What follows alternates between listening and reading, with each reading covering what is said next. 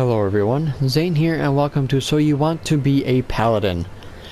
So Paladin can be unlocked after becoming a gladiator in Ul'dah's Battle Coliseum, and at level 30 it will become a Paladin. Now Paladin is your basic shield and sword tank. It has many capabilities of defending itself and nearby party members. Back in 2.0, Paladin was not a very good tank. It had enmity issues.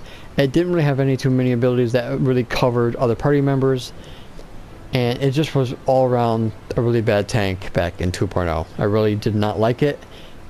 And I switched off it soon after I hit endgame. But Paladin has seen many changes throughout the history of Final Fantasy XIV. It now has become one of the strongest tanks in the game with superb defense capabilities. So Paladin has a couple of rotations.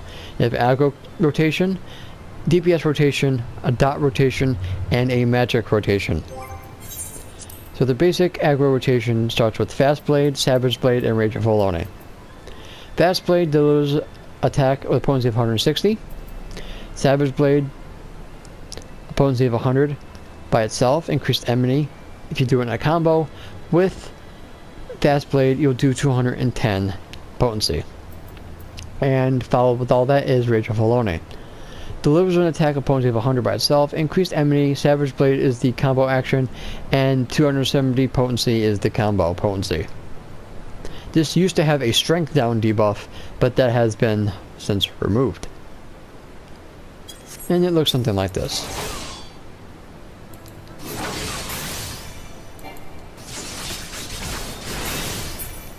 Pretty cool. So as for its DPS combo, it goes Fast Blade, Riot Blade, and Royal Authority. So Riot Blade delivers an attack potency of 100, combos off of Fast Blade, combo potency 240, and also restores a little bit of MP. So it looks something like this.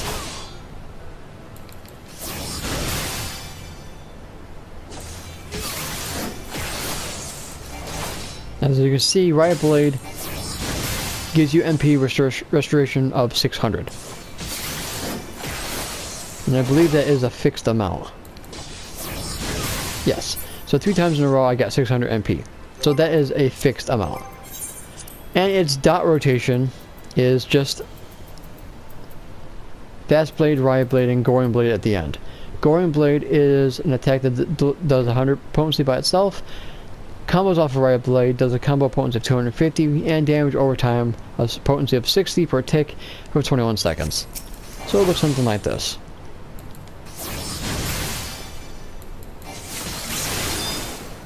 So pretty much you want to put your dot up first and then go on with your aggro and your DPS rotation.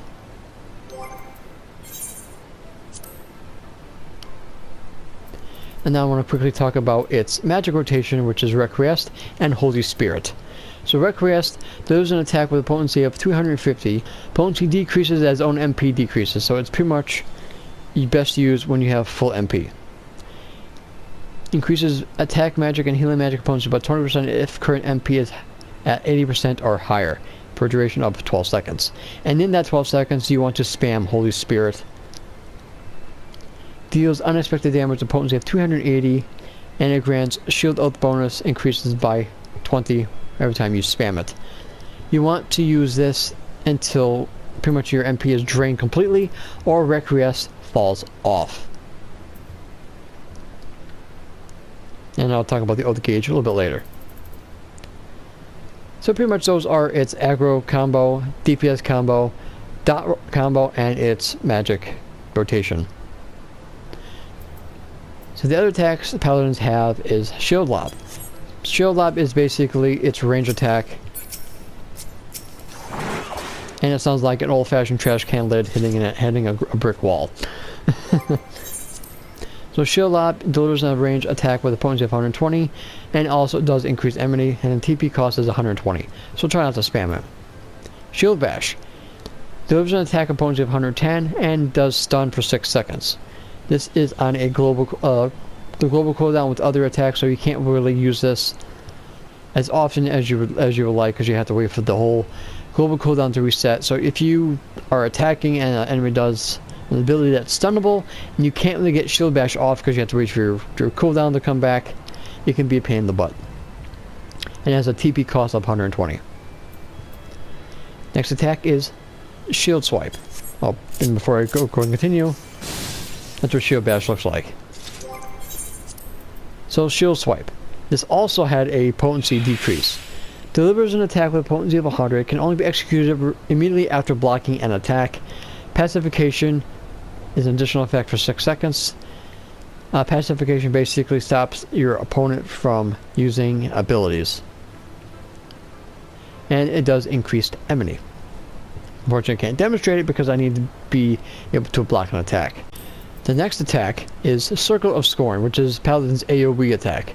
Delivers an attack with a potency of 100 to all nearby enemies. Increased enmity. Does damage over time. A potency of 30 per tick for 15 seconds. And it looks pretty damn flashy. So pretty much you want to use this at the start of a pull, especially for crowd control, to give everyone a nice little dot.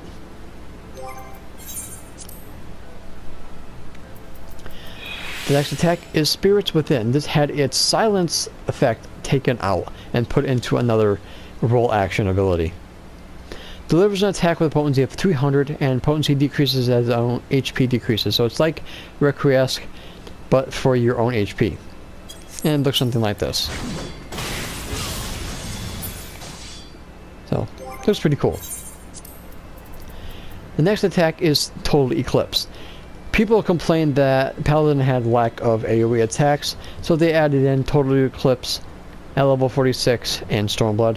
Does an attack potency of 110 to all nearby enemies. I really wished that they would add enemy generation to this, because if you're trying to help Zerg down enemies during speedruns of dungeons, you don't really have to worry about losing aggro. Unfortunately, they never added it, so. It has a TP cost of 110, so you don't really want to spam it too much. And basically that is all of their attacks. So now let's go into the abilities that Paladin carries. So Paladin has a damage buff called Fight or Flight. Increases physical damage dealt by 25% for 25 seconds. Pretty much want to use that before a pull, because aggro is determined by the strength of your tank. Next is Flash. Increases enemy in all nearby enemies. Additional effect, Blind for 12 seconds, and has an MP cost of 480. This is for crowd control. This used to be a ability that all tanks were able to use, but now they only are for Paladins. And it's really good for crowd control. Sentinel. Reduces damage taken by 40% for 10 seconds. This is a big cooldown for Paladins, and it has a recast timer of 180 seconds. And it is a pretty powerful ability. Tempered Will. Immediately cures blind and heavy while preventing most knockbacks and draw-in effects. When it says most knockback attack and draw-in effects, I'll use Shinru for an example. When you don't kill Shinru and is enraged, his tidal wave basically knocks you off. That is a knockback that cannot be tempered willed, as an example. So Sentinel looks like that, and tempered will looks like that. Just to show you off, to show it off. Bulwark increases block rate by 60%. Duration 15 seconds, 180 recast time. This will pretty much help you block attacks while in Shield Oath, which I'll get into Shield Oath next. And this is what Bulwark looks like. So, Shield Oath. This used to be at level 45 before Stormblood, and it used to be a little bit of a problem because Paladins really needed this back at level 30, more importantly because Paladins would get Sword Oath at 30 and Shield Oath at 45, which is pretty much should have been backwards. But they fixed that by making sure that Shield Oath and Sword Oath are back to back. So Shield Oath is basically your tank stance for Paladin. Reduces damage taken by 20% while reducing damage dealt by 15% and increased enmity. Cannot be used with Sword Oath, and effect ends upon reuse and has a 600 MP cost. And there's your Oath gauge on the right part of my screen. So before I talk about that, let's talk about Sword Oath. Deals additional damage with a potency of 75 after each auto attack. Damage affected by weapon delay. Cannot be used with Shield Oath. Effect ends upon reuse. So Shield Oath and Sword Oath are basic your tank stances and your DPS stances. If you're an off tank, you would use Sword Oath. If you're main tank, you would Shield Oath, or you can swap between the two if you're doing dungeons and content like that. So Sword Oath goes hand in hand with Requiesce and Holy Spirit. When you have Shield Oath, Holy Spirit will give you 20 shield gauge. In Sword Oath, it will only give you 5. So go ahead and demonstrate with Holy Spirit. As you can see how it goes up by 20. This is the crucial way of getting your Oath gauge up to 100. And it goes hand in hand with Sheltron, which we'll be getting a little bit later. So cover. You all know cover has been a staple in Paladin's repertoire in all Final Fantasy games. Take all damage intended for another party member, suffering only 80% of it. Duration for 12 seconds. Cannot be executed. Member is closer. Can only be executed when member is closer than 10 yalms. Does not activate with certain attacks. Hollow Ground. This is basically your last resort ability. Renders you impervious to most attacks for 10 seconds. Unfortunately, it does not prevent you from getting insta-killed. Sheltron. This ability was changed. It used to have its own cooldown, but now it has a recast time of 5 seconds. Blocks the next attack. Additional effect, partially MP restoration upon block for 10 seconds, and it costs 50 Oath gauge. So let's go over here and attack this Earth sprite, and I'll demonstrate it for you. Alright, as you see, Sheltron recovers 960 MP, and I'm pretty sure that is a given. Yep, so it's 19, it's pretty much it's a fixed rate. So we'll just finish this off. So basically, once you have drained all your MP with Holy Spirit, you can use Sheltron smartly, and you can restore your MP other than using a Riot Blade. But you pretty much want to save your Sheltron for tank busters, or if you're going to be using it during dungeon runs, you can pretty much use it just willy-nilly, but it's usually best on tank busters. So Sheltron, Holy Spirit, Requiesce, and the shield Oath gauge pretty much goes hand in hand. That's how you pretty much regenerate your MP after you drain it with Holy Spirit. Next attack, defense ability is Divine Veil. It's a recast time of 120 seconds. Upon HP recovery via healing magic cast by self or party member, it used to be just by a party member, a protective barrier is cast on all party members within a radius of 15 yalms for 30 seconds. Barrier effect prevents damage up to 10% of your maximum HP. Duration 30 seconds. Effect ends upon additional HP recovery via healing magic. I don't really know if that applies to everybody or just the tank itself. The next ability is Clemency. It's basically the Tab Paladin's personal own HP recovery. It's also used for soloing instances, boss battles, whatever, but it's also going to help you in a tight spot if your healer is incapacitated. Has MP cost of 1440 and does get affected by Requiesce. Restore target's HP, current potency of 1200. Restores to self 50% of HP restored to target if target is a party member. Intervention. Reduces target party member's damage taken by 10% for 6 seconds. Increase damage reduction by another 50 of the effect of Rampart or Sentinel if either are active.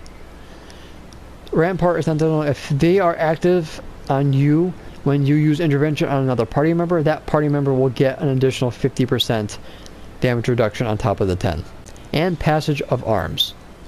Before I go ahead and continue on with this is what hollow ground looks like.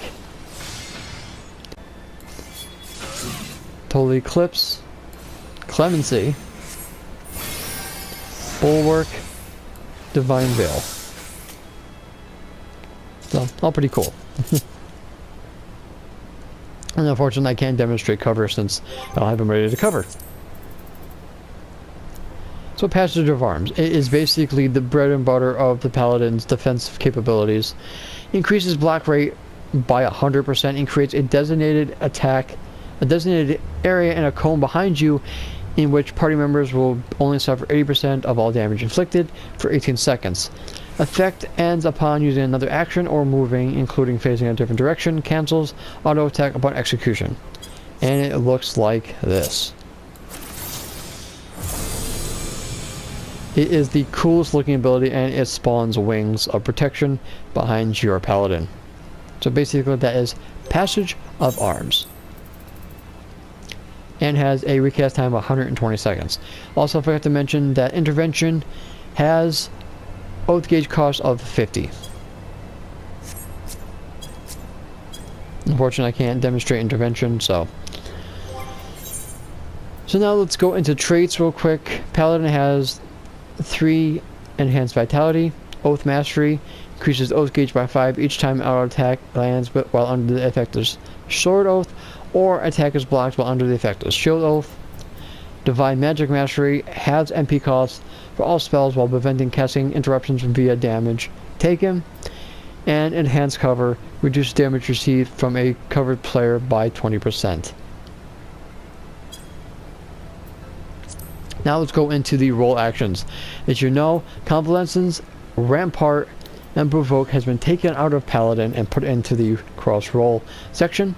So if Rampart reduces damage taken by 20%, this is a must to have. Convalescence increases its own HP recovery via healing magic by 20%, another must have for 20 seconds, and 25 seconds for Rampart. Awareness nullifies chance of suffering critical damage for 25 seconds. Shirk diverts 25% of enemy to a target member. Party member, it works best when you're doing tank swaps. Low blow, another stun attack for 5 seconds. And I forgot to mention all stunning attacks outside of shield bash have no damage in it, so the damage has been taken out. So it's not something that you need to take with you. It's just optional. Anticipation increases parry rate by 30%. Mostly used by paladins. Interject. This is where spirits within silence effect has been taken out and put into. So silence target for 1 second. Provoke. Gestures threatening placing yourself at the top of a target's enemy list. Reprisal. Lowers target damage dealt by 10% for 5 seconds. And Ultimatum, which is a AoE provoke, placing yourself at the top of the enemy list of all the enemies around you. So again, Rampart, Convalescence, Provoke, or Ultimatum are pretty much a take. Shirk if there's any tank swaps in a fight, and either Reprisal or Anticipation you would want to take. It depends on what you prefer, and of course what fight you're going into. So pretty much that is Paladin in a nutshell. Paladin has pretty much have gone from being the worst tank to one of the best tanks in Final Fantasy XIV. It has had many changes. It has gone through so much that it's finally getting the recognition that it deserves. And it definitely has been one of my favorite tanks to come back to, since it was pretty disappointing back in 2.0. So guys, that is going to be it for this video. Thank you so much for watching. Don't forget to leave a like if you found this video useful. If you have any comments, questions, concerns, please in the comments section down below. We'll be more than happy to help anybody with anything that they have problems with Paladin. And also tell me why you love Paladin as well. And don't forget to subscribe to my channel if you are new for more Final Fantasy XIV Stormblood content. So until next time guys, may you forever walk in the light of Lord Bahamut. Take care guys.